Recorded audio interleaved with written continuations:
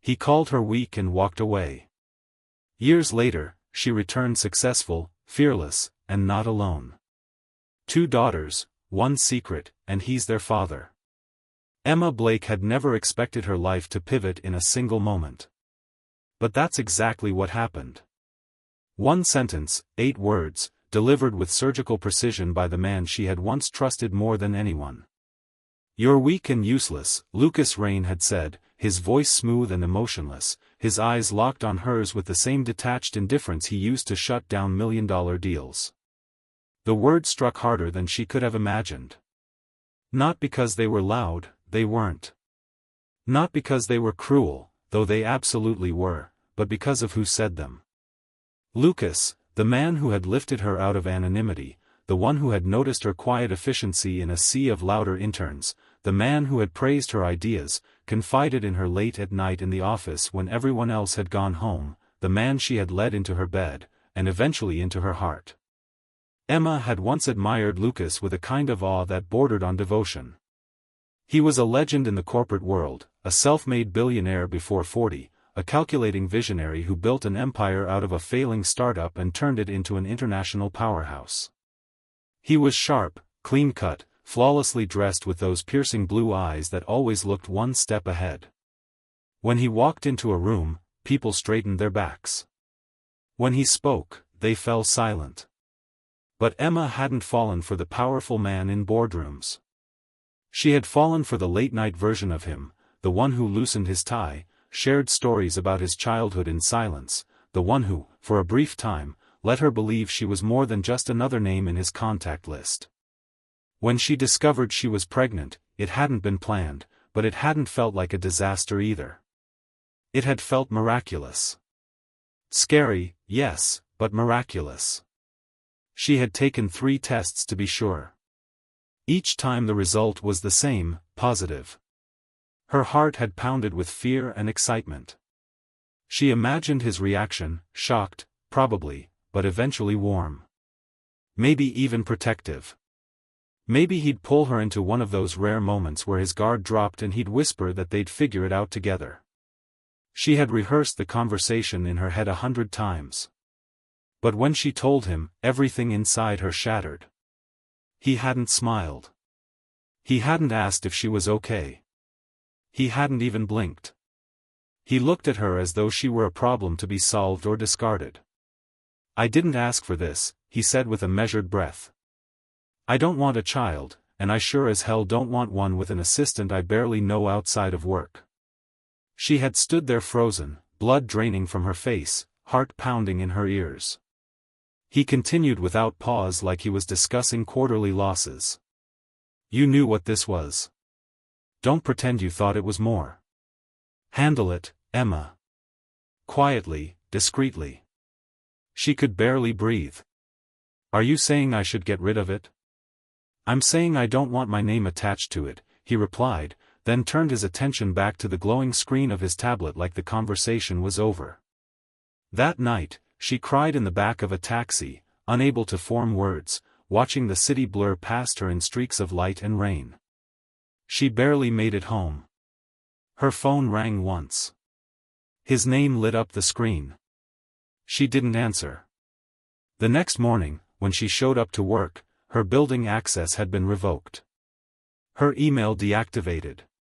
Security was apologetic but firm. Her position had been restructured. There were no explanations, no messages. No goodbyes, just silence. Emma sat on a bench outside the skyscraper for nearly an hour, numb and disbelieving. She had spent 2 years building a life in that office. And in one cruel decision, she had been erased. By the end of the week, the reality set in. She was pregnant, unemployed, alone, and invisible. She reached out to her parents, people who had always lived with strict values, who believed in image and status more than compassion. When they heard who the father was and how she had lost everything, their response was swift. "You embarrassed yourself," her mother had said coldly. "You made your bed." They offered no support, no place to stay, no help. Emma sold most of what she owned. Designer bags, shoes, furniture, everything that once made her feel like she belonged in that high-rise world. It was all gone.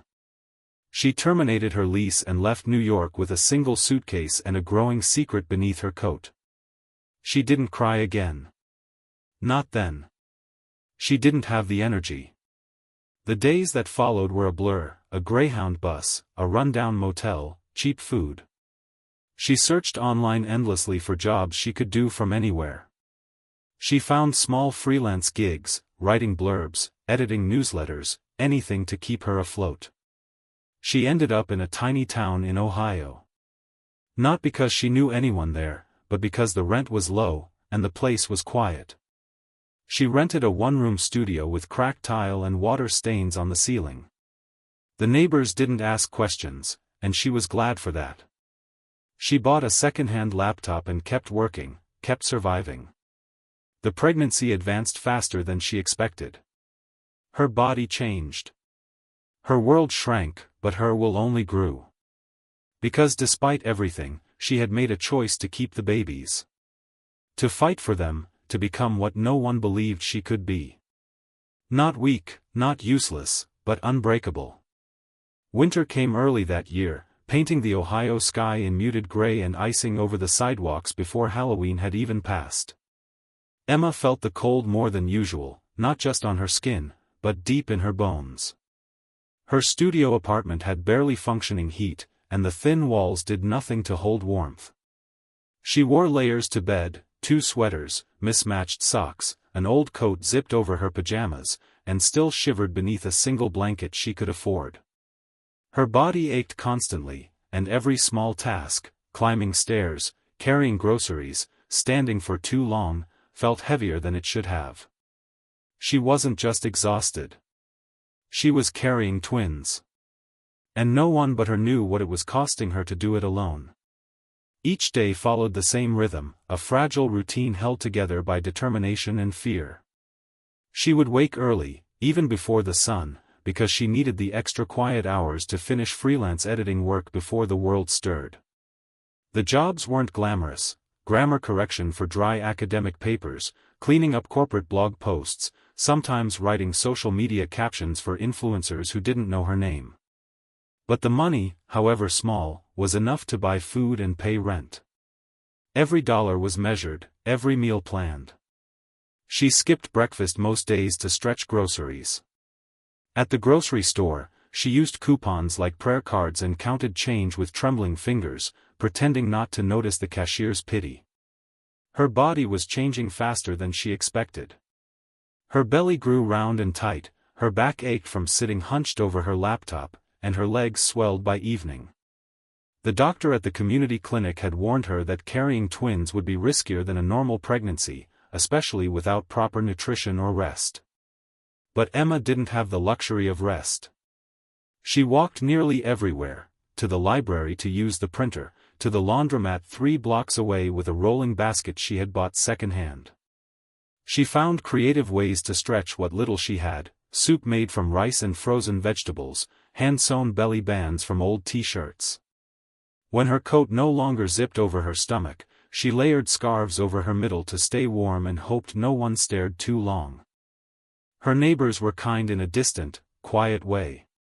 An older woman across the hall once left a small basket with a few baby items at her door. Second-hand onesies, a well-loved pacifier, a note that said simply, "You're stronger than you know." Emma cried when she read it, then tucked the note into a drawer with the positive pregnancy tests she still hadn't been able to throw away. She kept a journal during those months, though the pages were often smudged with tears. Not because she was sad. Sadness had come and gone. What remained now was something deeper, a kind of quiet defiance. She wrote about the girls, even though she hadn't yet seen their faces. She called them her miracles, her little warriors, Bree and Bella. The names had come to her during a snowstorm, whispered like a secret only she could hear. When the contractions started, Emma was alone. She had been folding laundry on the bed when the first wave of pain hit. It didn't feel like the other aches. This was sharp, insistent, like her body was speaking in a language she couldn't ignore. Her phone had been glitching all week. And when she tried to call the clinic, the line dropped. She wrapped herself in her coat, grabbed the go-bag she had packed months ago, and called a cab with the last $20 in her wallet. The hospital lights were blinding. The nurses spoke in rushed tones. Her blood pressure was high. The babies were early, too early. They rushed her into delivery, and everything after that blurred into pain and bright lights and cold metal. She remembered crying out once, begging them to save the girls. And then darkness closed around her. When she woke, it was silent. The room was dim. Machines beeped softly. She thought she was alone until a nurse entered and smiled gently. "You have two very strong little girls," she said. "They're small, but they're fighters." Emma cried harder than she ever had in her life. Relief and fear and love crashing through her all at once. The nurse wheeled her into the neonatal ward where Bree and Bella lay in two tiny incubators, their bodies fragile and red, their eyes tightly closed. Tubes connected them to machines that hummed and blinked. Emma couldn't hold them yet, but she pressed her palm gently to the glass, whispering promises they couldn't hear, but she needed to say. "I'm here," she whispered. "I'll never leave you." They spent 4 weeks in the NICU. Emma slept in a chair, ate from vending machines, and refused to go home. She read to the girls through the glass, sang lullabies in a broken voice, memorized every detail of their tiny faces. Slowly, they gained weight, opened their eyes, learned to breathe on their own. Nurses began letting her hold them for short periods. The first time she had one in each arm, she felt like she had been given something holy, something no one could take away. When they were finally cleared to go home, she had nothing but 2 second-hand car seats, 2 handmade blankets, and an army of hope. She brought them home to her little studio, now rearranged to fit 2 cribs, and made a vow. No matter how hard it got, no matter what she had to sacrifice, she would give them a life worth living. Those first months were harder than anything she could have imagined. She learned to sleep in 90-minute intervals, to feed one baby while rocking the other, to cook dinner with a crying child strapped to her chest. Her body hurt, her mind was frayed, and loneliness clawed at her during the long nights. But every time Bree squeezed her finger or Bella curled against her chest, she knew she was exactly where she was meant to be. She wasn't a failure.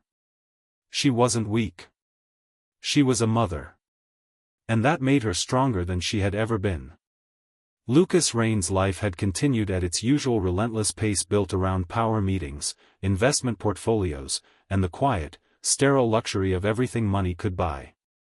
His world was a sequence of precision, flights in private jets, 5-star dinners where no one tasted their food, deals signed in ink so black it felt permanent, and people who smiled at him without really seeing him.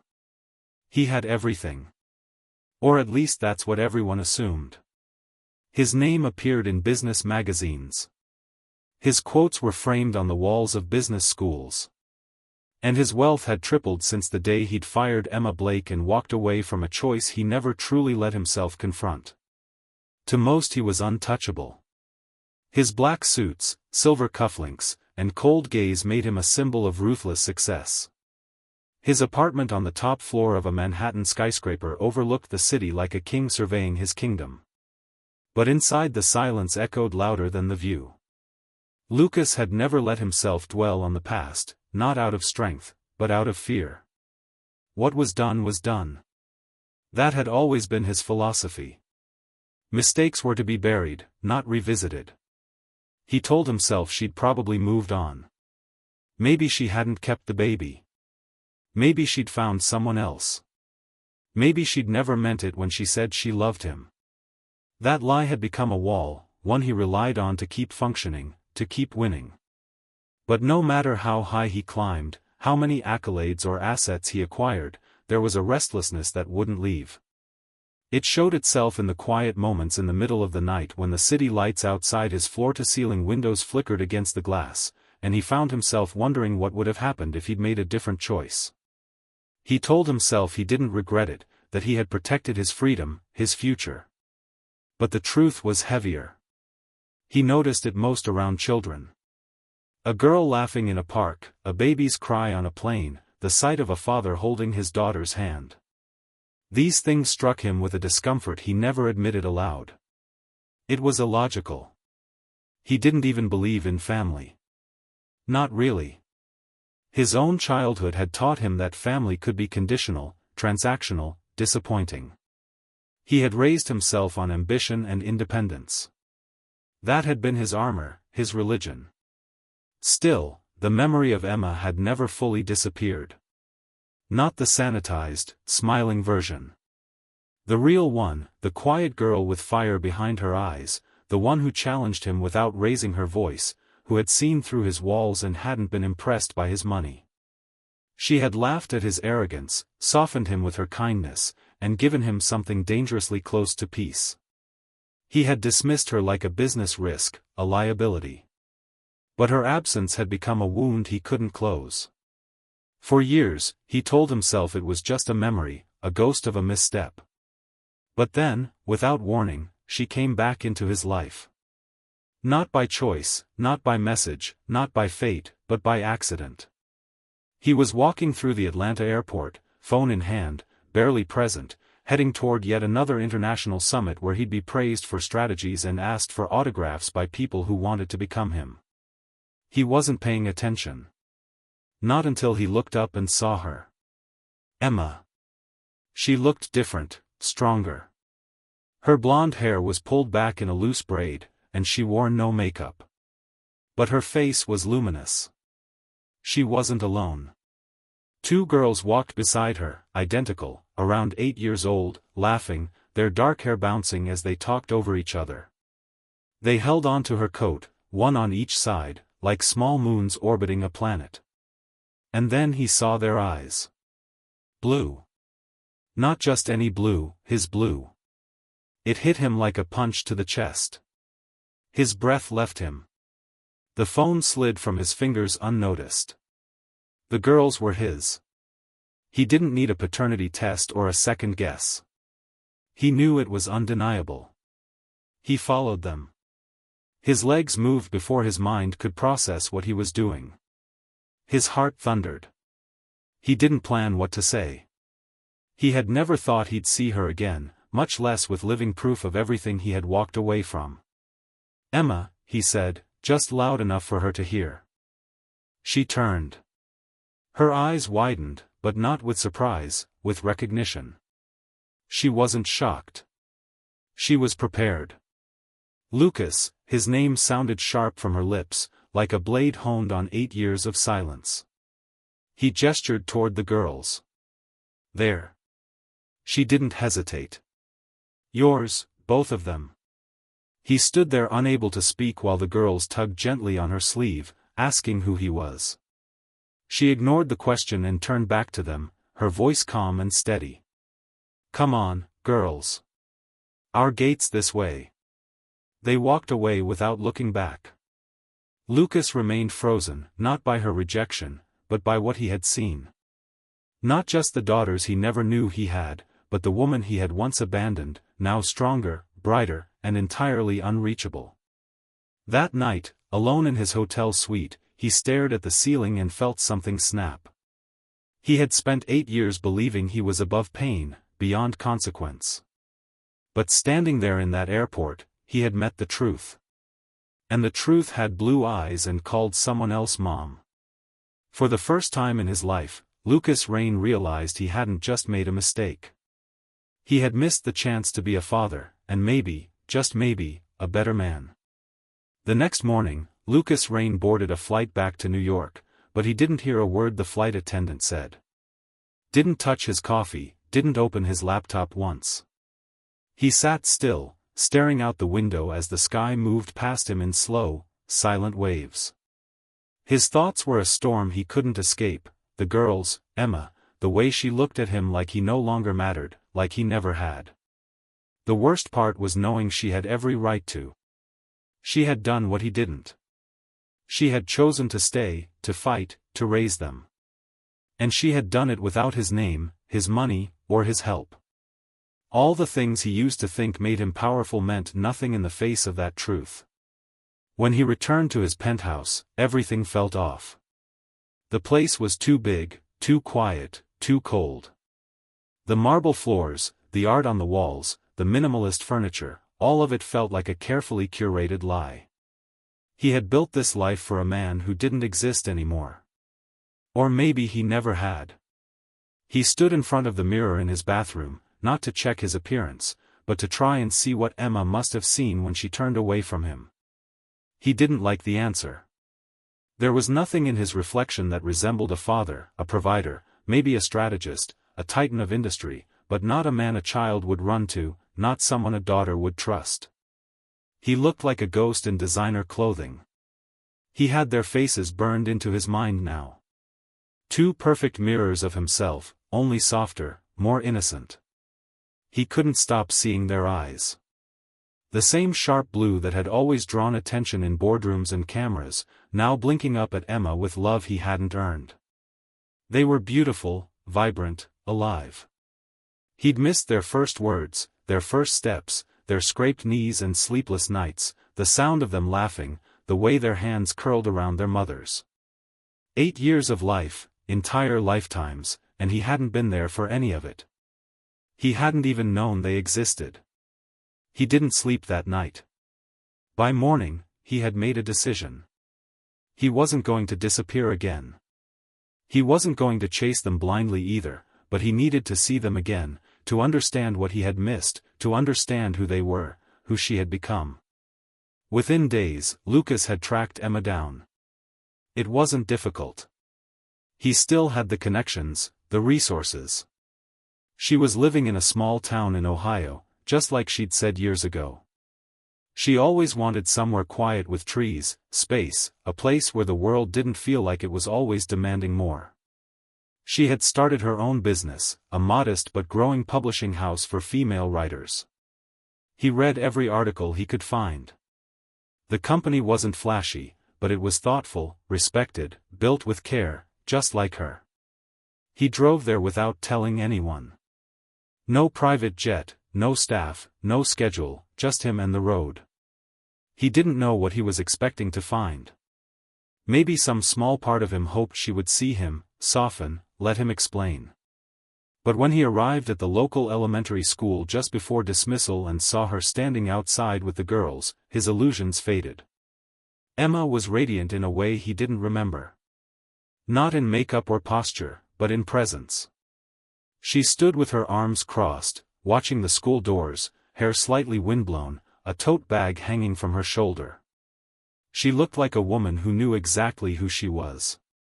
The girls burst out the doors moments later, running to her with wide smiles. She crouched down, opened her arms, and let them crash into her. Lucas couldn't breathe. They looked so happy, untouched by the world he lived in. Bree was the first to talk, holding up a drawing with messy stick figures and what looked like a dog on a rainbow. Bella chattered at the same time, pulling on Emma's sleeve, asking something about piano lessons. Emma smiled, nodded, responded with ease. It was a rhythm, one he had no part of. He stayed in the car that day and the next. For a week, he parked across the street in different spots just watching. Sometimes at school, sometimes outside the small office where Emma worked. Once he followed them to a bakery where the girls picked out cookies, and Emma let them choose 2 each instead of 1. They sat at a table near the window, laughing, sharing bites. He felt ashamed of himself, lurking like a stranger, a voyeur in the life he had abandoned. But he couldn't stop. He was trying to understand, not just who they were, but how she had survived it. How she had done what he had called impossible. Then one afternoon she saw him. It was raining lightly. The girls were already inside the house. Emma had come back out to grab a bag from the trunk. She turned, paused, and looked directly at his parked car. Their eyes met through the windshield. She didn't flinch, didn't smile. She stared for a long, steady moment. Then she closed the trunk and walked back inside. The next morning, Lucas found a letter in the mail slot of the rental property he had been staying in just outside town. It was handwritten. No return address. One page. You don't get to watch them from a distance. Not anymore. If you want to be here, you do it right. You don't get the easy way in. You earn it. I won't stop you from trying, but I won't let you hurt them again. E*****. Lucas folded the paper and held it for a long time. She hadn't slammed the door. She hadn't called the police.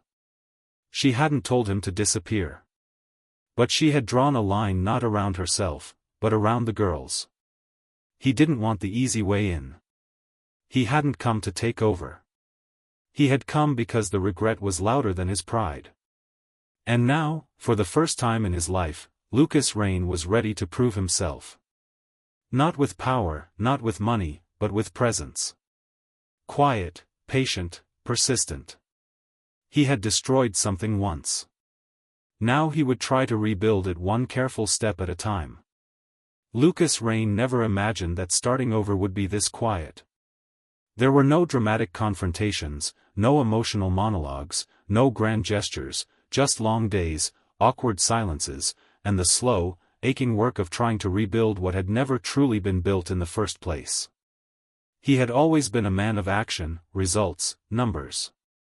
But nothing he had done before had prepared him for the slow, invisible labor of earning the right to be part of someone's life, especially the lives of two little girls who had no idea who he really was. He started small, just as Emma's note had challenged him to do. He didn't try to speak to the girls right away. He didn't show up at their door or at her office. He did his research and figured out where he could begin without overstepping. He offered anonymous support at first, funding school supplies for their class, donating to the local community center that hosted Bella's music workshops, repairing the broken basketball hoop in the schoolyard that Bree and her friends loved. No one knew the money was from him except the administrators, and he never asked for recognition. That wasn't the point. The point was to help where he could and to begin repairing a part of himself in the process. But even from a distance, he wanted to be near. He walked the neighborhood, sometimes on purpose, sometimes just to clear his thoughts. He learned the sounds of the town, the church bell at noon, the laughter of kids during recess, the subtle way the wind moved through the trees near the school gates. These details, once meaningless in his old life, had become sacred. They belonged to the world Emma had built, and he was a guest at its edges. He saw Emma occasionally during those weeks, once at the post office, another time at the park. She didn't ignore him, but she didn't invite him in either. Her eyes held something he had never seen in anyone before, measured openness. She wasn't welcoming him, but she was watching, waiting, testing his patience perhaps, or simply guarding her peace. And he understood. He had burned every bridge between them. She had every right to keep the match in hand. One rainy Tuesday, fate intervened. Lucas had just exited a small bookstore with a bag of donated paperbacks he planned to drop off at the school library. He saw Emma standing under the awning across the street, her umbrella broken, water soaking through her sleeves. Without thinking, he crossed the road and offered her his own. She took it wordlessly. For a moment, she looked at him like she was searching for a lie. But all she saw was a man who wasn't trying to impress her anymore, just someone holding an umbrella. She gave him a small nod and together they walked toward the school in silence. That moment opened a small door. Emma didn't slam it shut. Days later, she sent him a message through the school's communication app, forwarding him the schedule for Bree and Bella's school play. No comment, no invitation, just information. Lucas stared at the screen for nearly an hour before responding with a simple thank you. He attended the play, sat in the back row, didn't approach, just watched. The girls were dressed as talking trees. Both had lines. Both delivered them with wide smiles and nervous energy. Emma sat 2 rows ahead, clapping and laughing. Lucas didn't take his eyes off them. He had missed so many moments like this, but for once, he was present, and that mattered. Over the following weeks, things shifted subtly. He started running into Emma more often, at the grocery store, at school functions, outside the library. Sometimes she would nod. Sometimes she would ask him to help carry something. Once she handed him Bella's forgotten lunchbox without explanation, as if she'd simply decided he could be trusted with it. It wasn't affection. It was something rarer, a rebuilding of faith. Then came the day that changed everything. Emma called him. It was late in the evening, the sky already bruised with the colors of approaching night. She sounded exhausted. "Can you pick them up from school tomorrow? I have a meeting. I'll text you the details." That was it. No fanfare, no lengthy explanations, just trust. Placed carefully in his hands like a fragile, unspoken gift. The next day, he arrived early. He stood awkwardly near the school's front steps, unsure if the girls would even recognize him. When they emerged, Bree saw him first. She frowned, tilted her head, and then turned to Bella with a whisper. Bella squinted at him. Then her eyes widened. "Are you the guy from the play?" she asked boldly. Lucas knelt to their level. "Yeah, that was me." "Why are you picking us up?" Bree asked. "Not rude, just curious. Your mom had a meeting. She asked me to help out." They looked at each other. Bella shrugged. Bree crossed her arms. "Do you have snacks?" Lucas smiled. "I do now," he said, pulling 2 granola bars from his pocket. They took the snacks, started walking beside him. No holding hands, no chatter yet, but no running away either. That night, when he dropped them off, Emma opened the door with a questioning look. Bree walked past her and said he had snacks. "Not bad." Bella followed with a grin and a wave. Emma raised an eyebrow at him. "Granola bars," he explained. A small laugh escaped her lips, quiet, almost involuntary. But it was real. From that day forward, Lucas became part of their routine. Not every day, not forcefully, but consistently. He helped with school runs, brought forgotten homework, took Bree to a robotics event when Emma had a deadline, sat through Bella's piano recital, clapping with genuine pride. He never once referred to himself as their father. He let them decide who he was. He was just there, showing up again and again. And gradually the girls began to open up. Bree started asking him to help with science homework. Bella liked to quiz him on song lyrics. One evening, after a particularly loud thunderstorm, the girls showed up at his rented house with Emma. All 3 of them soaked, their power out. He made hot chocolate, gave them dry clothes, and they stayed the night. Nothing dramatic, just warmth, togetherness. In those moments, Lucas didn't think about the billions he had made or the empire he had built. He only thought about how good it felt to see Bella fall asleep with her head on his arm and how Bree giggled in her sleep when he tucked her in. He had once walked away from the chance to be a father. Now, every quiet moment with them was a step toward becoming one. It was a Sunday morning when Emma decided it was time. The sun had just started spilling light through the kitchen window, warming the floor in soft golden stripes, and the smell of cinnamon pancakes filled the air. Bree and Bella were sitting at the table, still in their pajamas, arguing over whose turn it was to pick the music for breakfast. Emma stood by the counter, watching them, stirring the batter slower than usual, her mind distant. It wasn't a sudden realization. Not really. The decision had been building inside her for weeks, maybe months. One quiet moment at a time. The way the girls looked at Lucas now with ease instead of caution. The way he'd learned to tie Bella's shoelaces just right because she was particular about the loops. The way Bree called him LR when she was being playful, but always made sure he was sitting in the audience during her school presentations. They had accepted him even if they didn't know the whole truth yet. And that was what weighed most heavily on Emma's chest, that they didn't know. That every day they spent growing closer to Lucas, they were also growing more entangled in a story that hadn't been fully told, a story that belonged to them. She had tried to protect them from the pain, from the complexity, from the parts of the past she wished she could erase. But she was beginning to understand that silence, no matter how well-intentioned, could become its own form of harm. Later that afternoon, when the dishes were done and the girls were sprawled on the living room carpet building a puzzle, Emma called them over. Her voice was gentle, but serious enough that both girls immediately turned and sat up, sensing a shift. She didn't sit above them or across from them. She sat with them on the floor, legs crossed, the fading light catching the softness in her eyes. "There's something important I need to talk to you about," she began. She kept her voice calm, even though her heart was pounding. The girls blinked at her, curious but unafraid. "It's about Lucas," she said. "You've known him for a while now. You've spent time with him. You like him, don't you?" Bella nodded first, quick and certain. Bree tilted her head, considering it longer, then shrugged.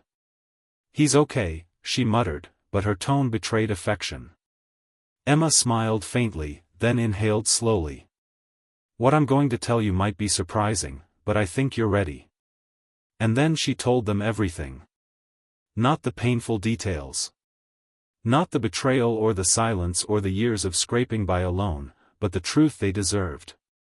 That Lucas wasn't just someone helping out, that he wasn't just a friend of the family, he was their father, their biological father, that she had raised them alone, not because she wanted to keep them apart, but because at the time it had been the only safe and honest choice. The room went very still. Bella was the first to speak. "He's our dad." Her voice was a whisper, not confused so much as stunned. Emma nodded. "Yes." "Did he know about us?" Bree's question cut deeper. Emma met her eyes without flinching. "No, he didn't. Not until recently." Bree looked down at her hands. "Why didn't you tell him?" "I was hurt," Emma said simply. "And scared. And I wanted to protect you. Maybe I made the wrong choice by not telling him sooner, but I never stopped trying to do what I thought was best for you." There were tears in Bella's eyes now, though she wasn't crying. She leaned against Emma's side, seeking comfort. Bree didn't move. She was thinking, processing, retreating into that quiet, analytical part of herself that always emerged when the world shifted too quickly. For the rest of the evening, the girls didn't say much more about it. Emma didn't press them. She let the truth settle. Let them absorb it in their own time. That night, she called Lucas and told him what had happened. His voice was tight with emotion, barely above a whisper. "I thought I'd have to wait years for that moment," he said. "Thank you." He didn't rush to see them the next day. He respected their space. But when the girls were ready, really ready, they made the decision themselves. One Saturday, Bree walked into the living room where Emma and Lucas were talking quietly and sat beside him on the couch without a word. She handed him a drawing she'd done that morning, a portrait of their family, stick figures with big blue eyes. She had written names above each one: Mom, Bree, Bella, and Lucas. There was no title, no explanation, but it was enough. After that, Bella began calling him Dad without warning. She said it casually like it had always been true. "Dad, can you pass the milk? Dad, can we watch a movie?" It knocked the breath out of him every time. Bree waited longer. For weeks, she only referred to him by name. But one day when he picked her up from school and held out his hand, she took it and said softly, "Thanks, Dad." It was the first time she had ever said it. He didn't respond. He couldn't. His throat had closed up, but he held her hand tighter and didn't let go. Lucas began to change in small but unmistakable ways. He still worked. He couldn't undo the empire he had built. But he did it differently now, remotely, slower. He turned down meetings that required travel. He let go of high-profile interviews. His team noticed. The media speculated, but Lucas didn't care. For the first time, he had something more important than the next deal. He moved permanently into a modest house just a few blocks away from Emma's. Not to insert himself, not to hover, but to be close, to be part of school mornings and music recitals, weekend grocery runs and rainy day puzzles. He didn't try to replace the time he had lost. He knew he couldn't, but he never missed a chance to be present now. Emma watched him carefully through it all. At first, she stayed guarded, waiting for cracks, but they never came. Lucas was different. Not perfect, but real. She didn't let her heart run ahead of her. She didn't forget what had been, but she did begin to trust, to exhale, to lean on him in small ways, and to recognize that the man standing before her was no longer the one who had walked away 8 years ago. He was a father now. And every day, without asking for it, he was becoming something else, too. Something she never thought she'd feel again, a partner. The change came suddenly, without warning, like a tremor beneath the surface of a calm sea. It started with a headache. Emma had brushed it off at first, assuming it was stress or lack of sleep. She had been managing so much, her growing publishing house, the girls' school projects, the emotional tightrope of this new chapter with Lucas, the cautious unfolding of something fragile and real. It made sense to feel tired, but then the headaches became daily, sharper, more persistent. She began waking with nausea, dizziness. One morning, while packing the girls' lunches, the room tilted violently and everything went black. She collapsed before she hit the floor. When she woke up, it was to the bright lights of a hospital room and the low, steady rhythm of machines beeping beside her. Lucas was sitting in the corner, still wearing his coat, his face pale and drawn, hands clenched together as if in prayer. He didn't notice she was awake at first. She studied him silently, the lines on his face deeper than usual, his shoulders hunched like the weight of the world had finally landed on him. When he looked up and saw her eyes open, he exhaled as if he'd been underwater for days. "You're awake," he said hoarsely, standing quickly, moving to her side. "Emma, thank God." She blinked at him slowly. Her mouth was dry. Her voice barely came out. "What happened?" Lucas hesitated, his jaw tightening. "You collapsed. They ran tests. You have to rest. You're going to need treatment." He didn't say the word. Neither of them did, but it hung in the room like smoke. The diagnosis was serious, but not impossible. An autoimmune disorder aggravated by stress and exhaustion, something that had been quietly attacking her body for months, maybe years. The doctors were hopeful with early treatment, but it would require time, rest, and consistency, none of which Emma had ever allowed herself. The news shook her, not just because she was afraid, though she was, but because for the first time in her life, she would have to let go. She couldn't do it all anymore. She couldn't carry everything on her own shoulders. She couldn't pretend she was invincible. Lucas didn't leave her side. He cancelled everything. His meetings, his travel, even a merger that had taken months to arrange. His assistant had never heard him sound so calm when he said, "My family comes first. Handle it." He moved into the hospital with her, sleeping on the tiny couch in the corner, waking every time she stirred, learning her medication schedule better than the nurses. When she was too tired to eat, he coaxed her with warm soup. When her hands shook, he held them. When she cried quietly in the dark, he didn't say a word.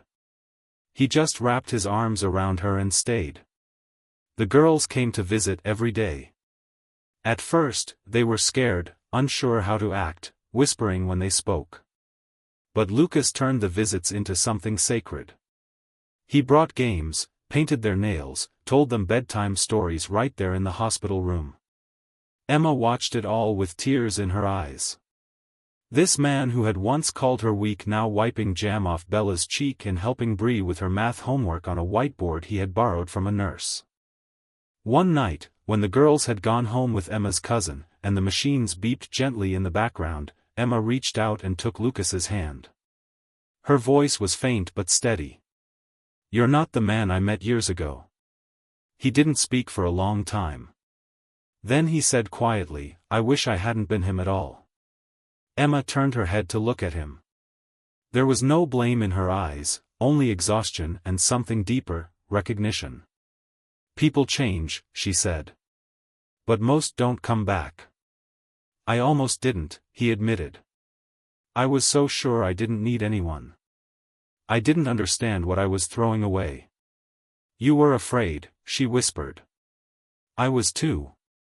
He looked at her then, not like a man haunted by guilt, but like someone finally choosing to stay, even in the storm. "I'm still afraid, but I'm not going anywhere." Days turned into weeks. Emma began to recover slowly. There were setbacks, faint spells, days when the fatigue won. Appointments that left her too drained to talk. But she wasn't alone anymore. Lucas drove her to every session, sat in every waiting room, held her hand through every test result. He had learned patience. And now he used it like a shield for her, for the girls, for this life they were trying to rebuild together. At home, the girls adjusted too. They took on more responsibility, helped around the house, made cards for their mother. Bree started setting alarms so she could check if Emma needed water during the night. Bella memorized her mother's medication names and drew little hearts next to each one in the logbook. They had seen their mother strong for so long, it was hard to see her vulnerable, but it also made them brave. One afternoon, after a particularly hard day, Emma sat on the porch wrapped in a blanket, the fall breeze soft against her cheeks. Lucas brought her tea, then sat beside her in silence. After a while, she spoke. "I never let anyone take care of me. I didn't think I deserved it." Lucas didn't look away. "You don't have to earn love, Emma. You just have to let it in." Her eyes welled up. "It scares me. How much I need this. How much I need you." He reached over and took her hand gently. "Good, because I need you, too. And this time, I won't run."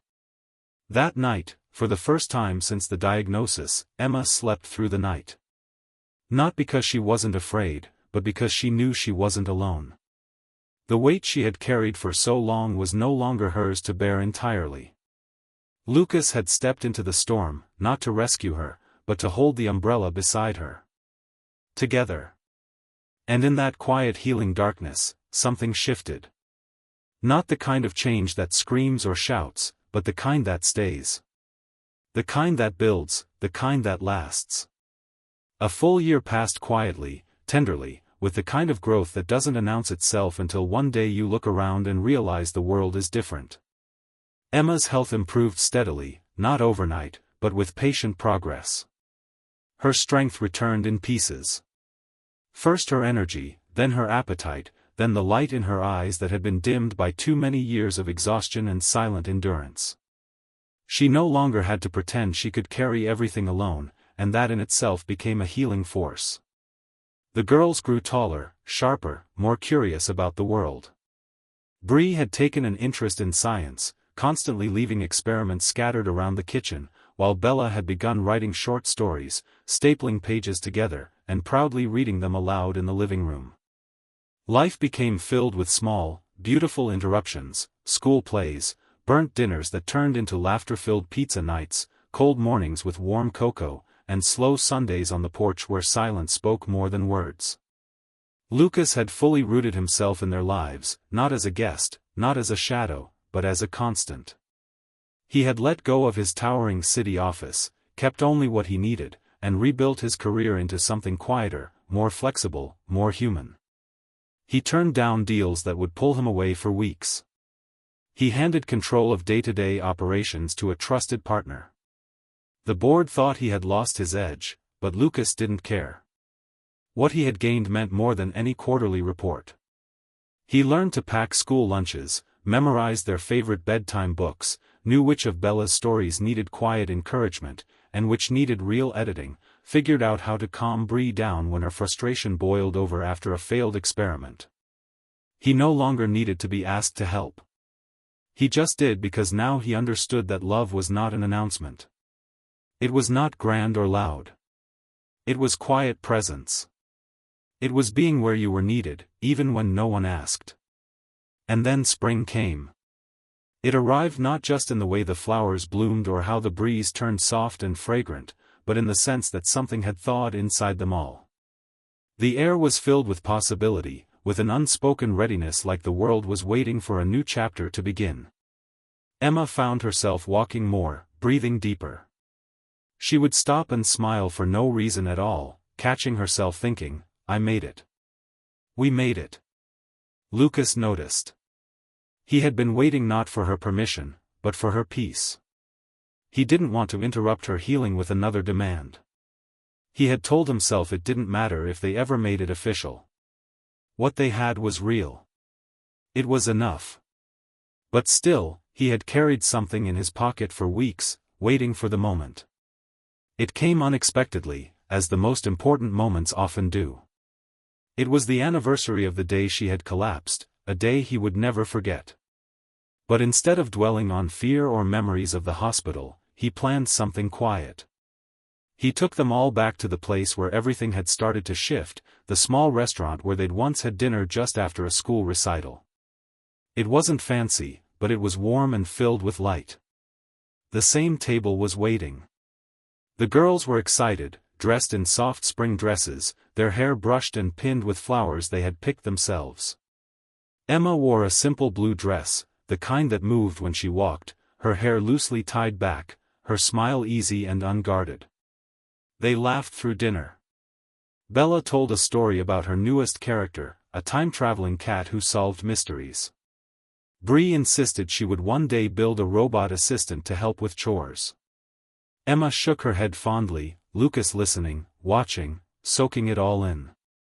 After dessert, when the girls were occupied, drawing on the paper tablecloth with crayons the waiter had given them, Lucas stood, gently reached into his pocket and knelt beside Emma's chair. She turned, surprised, eyes widening as she realized what he was doing. He didn't pull out a ring right away. He took her hand first, held it with both of his, and looked at her like the rest of the room had vanished. I'm not asking you to forget everything that happened, he said. I'm not asking you to pretend the pain wasn't real or that we didn't lose time. I know what I did, and I will carry that truth for the rest of my life. But I also know what we built since, what we've fought for, what we've become. And I want to keep choosing that every day for the rest of my life. I don't want to go back to the beginning.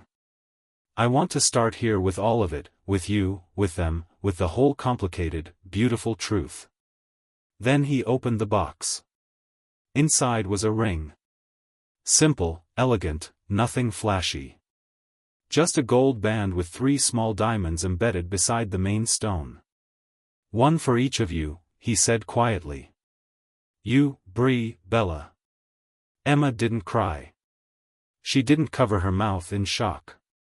She just looked at him, really looked at him, and then at the girls who had paused their drawing, watching with wide eyes, hopeful and breathless. She took in the moment fully, then nodded. Yes, she said. The girls cheered. Bree shouted, I knew it. Bella jumped up and wrapped her arms around Emma's neck. Lucas stayed on his knee a moment longer just to memorize the feeling. They didn't start over. They didn't erase what had been. They moved forward together. From that day on, there were no more questions about whether they were a family. No more hesitations about who belonged to whom. The past remained a shadow, but one they had made peace with. They learned to love in the open, to speak without fear, to build a life where no one had to carry their weight alone. It was not perfect. There were still arguments, tantrums, mistakes. But they faced them as one. And that made all the difference. Because in the end, family wasn't about blood or apologies. It was about presence, about choosing each other again and again. And they did every single day.